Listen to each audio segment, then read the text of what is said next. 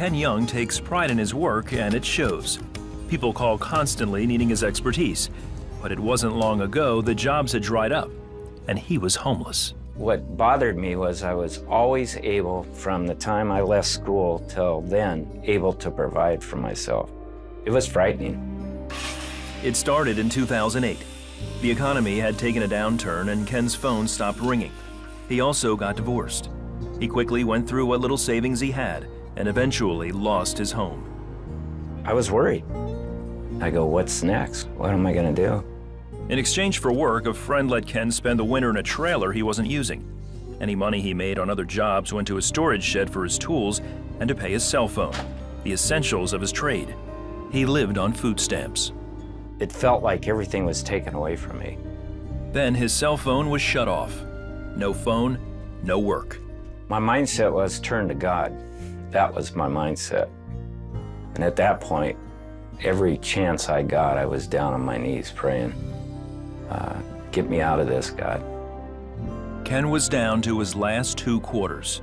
He used one of them to call another friend. And he says, I was just thinking about you. You need to come over to my house right now.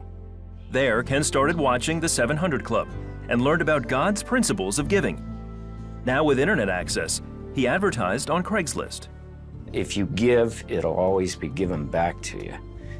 I just never had faith enough to do it or believe it until I saw Pat, and then I've seen the testimonies on the show.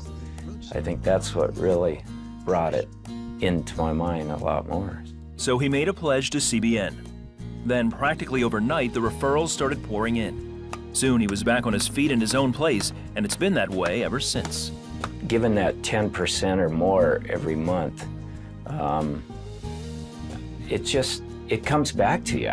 It just comes back to you. And my business, I'm booked, and I keep getting calls. It just keeps coming in. In fact, he's in such high demand, he has to turn down work.